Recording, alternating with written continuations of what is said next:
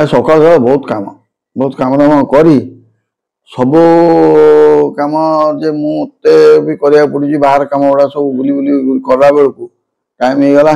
ଠାକୁର ପୂଜା ବି କଲି। ଠାକୁର ପୂଜା ସବୁ କାମ ଛିଡେଇ ଆଉ ଠାକୁର କାରଣ ମୋର ଗୋଟେ ପ୍ରକୃତି ହଉଛି ଠାକୁରଙ୍କୁ ମୁଣ୍ଡିଆ ନ ମାରିବା ପର୍ଯ୍ୟନ୍ତ ମୁଁ ଚାହା ବି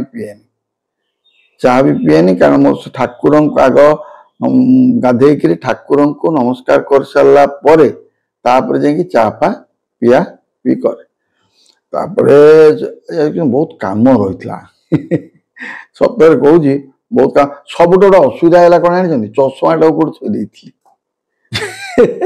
ସେ ଗୋଟେ ଯୋଉ କାଳିଆ ସାର୍ଟ ଗୋଟେ ଥିଲା ତାରି ଉପରେ ଥୋଇ ଦେଇଛି। ଆଉ ଗଲା ମୁଁ ତାକୁ ଖୋଜିବାକୁ ମତେ ଲାଗିଗଲା ପ୍ରାୟ 15 ମିନିଟ୍ 20 ମିନିଟ୍ ଖୋଜୁଛି। ଗଲା ଆଉ ଚଷମାଟା କୋଉଠି ରଖିଛି ଆଉ କିନ୍ତୁ ଦେଖିଲା ବେଳକୁ ଖୋଜିଲା ବେଳକୁ ମୁଁ ଯଦି ସେ ବାଇଚାନ୍ସ ଯଦି ଏମିତି ଫୋପାଡ଼ି ଦେଇଥାନ୍ତି ଯାହା ଯେମିତି ହଉ ବହୁତ କଷ୍ଟରେ ଚଷମାଟା ମିଳିଲା।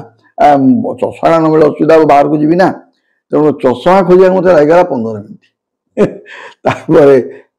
ତାପରେ ସବୁ ଜେଜେମା କହିଲେ ଜଳଖିଆ କଣ କରୁଛ? ସେଠୁ କହିଲେ ବସ ଯାହା କରୁଛି ଖାଇଦେବ ଆଉ ଯାହା ଯେମିତି ହଉ। ସକାଳୁ ସରୁ ଚକୁଳି, ସେଇ ସରୁ ଚକୁଳି ଦେଶୀ ଖାଦ୍ୟ ସରୁ ଚକୁଳି ଏକଦମ ପୁରା ସରୁ ସରୁ ହେଇଛି। ଦେଖନ୍ତୁ ଆପଣମାନେ, ମୁଁ ଦେଖଉଛି ଆପଣମାନଙ୍କୁ। ଏଇ ଦେଖନ୍ତୁ ଏକଦମ ସରୁ ଚକୁଳି ହେଇଛି। ତା ସାଙ୍ଗରେ ଆଳୁ ଥିଲା। ଆଳୁ କଣ କରିଛନ୍ତି ନା ଜିରା ଫିରା କଣ ପକେଇକିରି ଟିକେ ଏଇ ଯୋଉ ଆମର ଟମାଟୋ ଫମାଟୋ ପକେଇକି ଟିକେ କରିଦେଇছে। ତା ସାଙ୍ଗେ ଛେନା। ଆଉ ଛେନାଟା ମୁଁ ପ୍ରାୟ ସବୁଦିନ ସକାଳୁ ଖାଏ। ଛେନାଟା ଖାଇବି ଭଲ। ପ୍ରତିଦିନ ସକାଳୁ ମୁଁ ଅଳ୍ପ ହଉ ପଛେ ଏତିକି ଖଣ୍ଡେ ଖାଇବି। ସକାଳେ ଖାଏ, ନହେଲେ କେତେବେଳେ ରାତିରେ ମଧ୍ୟ ମୁଁ ଖାଏ। କିନ୍ତୁ ମତେ ଭଲ ଲାଗେ ଛେନା ଟିକେ ଖାଇବାକୁ। ବୁନ୍ଦି ଟବକା ଥାଏ ତା ସାଙ୍ଗରେ ଖାଏ। କିନ୍ତୁ ଯେହେତୁ ଟବକା ନାହିଁ ଟିକେ ଚିନି ପକେଇ ଦେଇଛି। ଚିନି ଆଉ ଛେନା ଖାଇଦବା କଥା ଆଉ ଯାହା ଯେମିତି ହଉ ଖାଇବା। ସକାଳୁ ଜଳଖିଆ ମୁଁ ସଦାବେଳେ କହିଛି ଜଳଖିଆଟା ପେଟେକିରି ଖାଇବେ। ଆଉ କାରଣ ଭାତ ପଛେ କମ ଖାଆନ୍ତୁ, ତରକାରୀ ତା ସାଙ୍ଗରେ ଖାଇଦିଅନ୍ତୁ ପଛେ ପୁଳାଏ ଖଣ୍ଡେ। ତରକାରୀଟା ଯେତେ ଖାଇବେ, ମନେକର ସବୁ ପ୍ରକାର ଭଜା ଭଜି ହେଇଛି, ସେଟା ପୁଳାଏ ଖଣ୍ଡେ ଖାଇଦେବେ।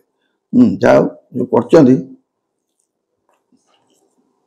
ରାଗୁଆ ହେଲେ ଭଲ ଲାଗିବ। ଆମ୍ବିଳା ଟମାଟୋ ପଡୁଛି। ତା ସାଙ୍ଗରେ ଯୋଉ ଟିକେ ରାଗୁଆ ହେଲେ ବହୁତ ଭଲ ଲାଗିବ। ସତରେ ଭଲ ହେଇଛି ବି।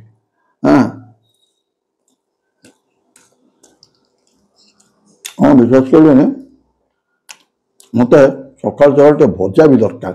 ମନେକର ଚୁଡ଼ା ଚକଟା ଚୁଡ଼ା ଖାଇବି, ଚୁଡ଼ା କଦଳୀ ଖାଏ। ଚୁଡ଼ା କଦଳୀ ଖାଇଲେ ବି ତା ସାଙ୍ଗରେ ଟିକେ ଭଜା, ଆଳୁ ଭଜା ହଉ, ଝୁଡ଼ଙ୍ଗ ଆଳୁ ଭଜା ହଉ, ଯାହା ବି ହଉ ମତେ ଖାଇବାକୁ ଭଲ ଲାଗେ। ଭଜା ଟିକେ ଖାଇଲେ ବି ଭଲ ଲାଗିବ ଖାଇବାକୁ। ଏଇ ଯୋଉ ତରକାରୀଟା ହେଇଛି ଏଇଟା ଟିକେ ରାଗୁଆ, ଏଇଟା ବେଶୀ ପାଣି ନାହିଁ, ଖାଲି ଶୁଖା। ତା ସାଙ୍ଗରେ ଖାଇବ। ବେଳେ ଚଟଣି କରି ଦିଅନ୍ତି, ଆଜି କଣ କରିଦେଇଛନ୍ତି ଖାଇବା କଥା।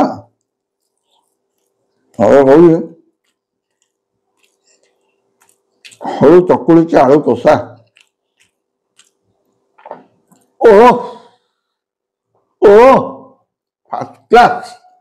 First class. ଆପଣ ମାନେ ଘରେ କରି ଖାଇବେ, ମତେ କହିବେ।